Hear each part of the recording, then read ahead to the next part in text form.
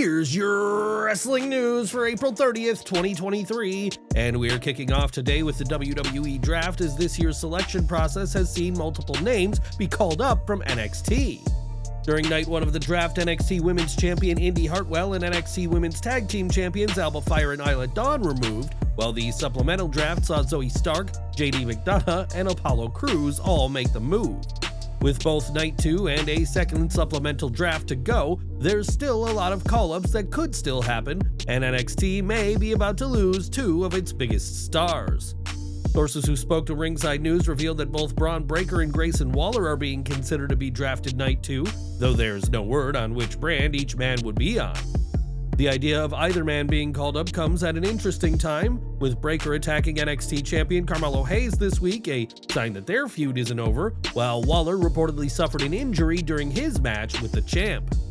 NXT has a wealth of talent who could be called up next Monday, but we don't know for certain who's making the move until the show and supplemental draft, and who do you want to see called up next week?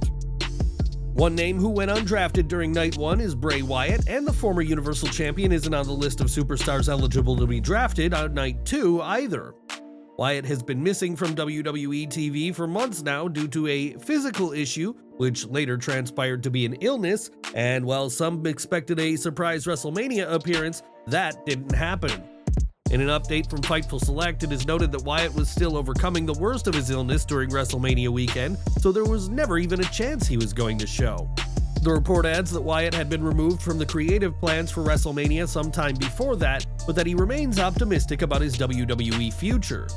Wyatt has been telling those close to him that he's excited to make his way back to WWE, but that hinges on whenever he's able to return. Bray Wyatt's absence from WWE has resulted in Uncle Howdy and Alexa Bliss vanishing as well, and there's no word on when any of them will be back, but Wyatt is remaining positive about his future in the company. During the most recent tapings for Impact Wrestling, Trinity Fatu made her debut for the company in her first appearance in a wrestling ring in close to a year. In the months since she and Mercedes Moné walked out of the May 16, 2022 episode of Raw, there have been many questions as to what happened, and now the former Naomi has some answers. Speaking about her shocking departure from WWE, Fatu explained to NBC News that it wasn't something she had planned, but that it has worked out in her favor. She explained, "It took a little time to process everything and really sort out what I want to do, where I want to be. I feel like it was a blessing in disguise. I feel that it's allowed me to grow and become better in every way, in every aspect." Fatu went on to say that it has been overwhelming for her to be back in the world of wrestling again, and is set to make her in-ring debut at last night's tapings against Kylan King. There was a time when Fatu was close to re-signing with WWE, but her loyalty to Moné won out, and while Mercedes has become quite the name in New Japan, Trinity Fatu is happy to call Impact home. Earlier this year, Sareee announced that she was leaving NXT, and while she enjoyed her time with the Gold brand, she felt like she wasn't living up to her potential in WWE. Sareee felt that she was spending some of the best years of her career sat on the sidelines, but now we know more about WWE's attempts to win her over. Speaking to Sportivia, Sareee revealed that WWE did try to talk her into renewing her contract, and that promises were made if she chose to re-sign. Ultimately, Sareee decided that it was in her best interest to leave, but made it clear that she has no regrets about signing with WWE or with competing in the United States. Since leaving, Sareee has been wrestling regularly in her native Japan, far more frequently than her tenure in WWE, but the promotion was eager to keep her on board. From one Japanese superstar to another now, as Asuka has been one of the most talented women to ever enter a WWE ring, but her booking in recent years hasn't been the best. Not only is Asuka often in the background so younger stars can take the spotlight, but she is 0-5 at WrestleMania, despite once being undefeated in WWE for over 2 years.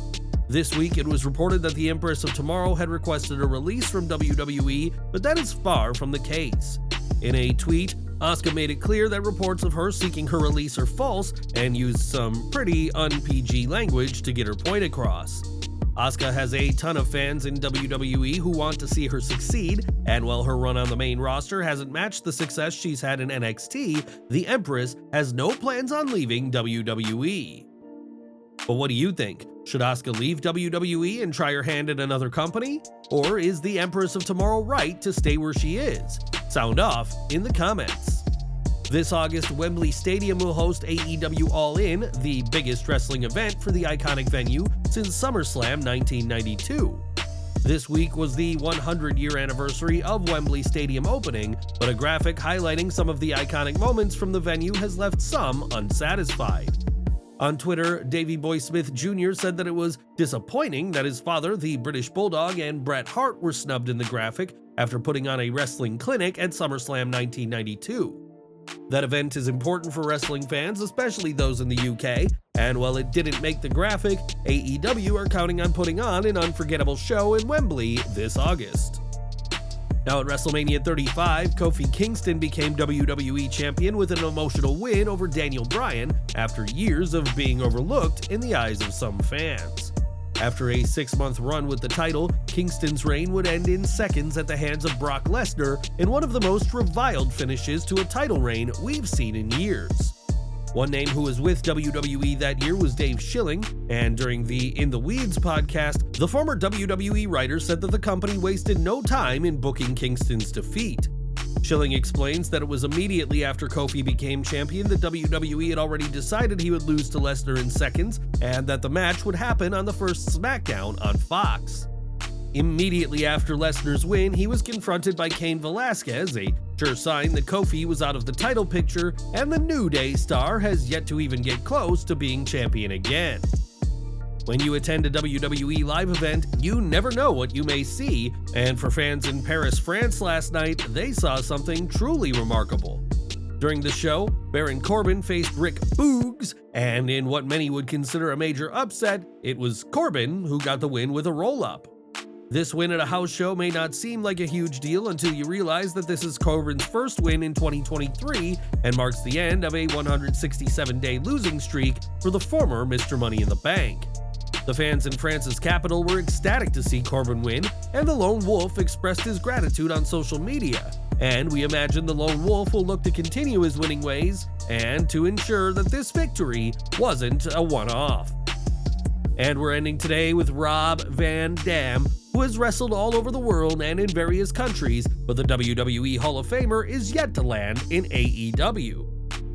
AEW is already home to plenty of wrestling legends, including Paul White, Mark Henry, and Sting, and RVD could soon be among them, judging by a recent tweet.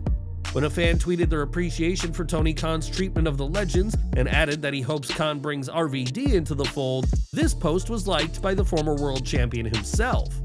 RVD was most recently seen during Night 1 of the WWE Draft, where he announced that Matt Riddle and Imperium were going to Raw, but do you want to see RVD be all elite one day?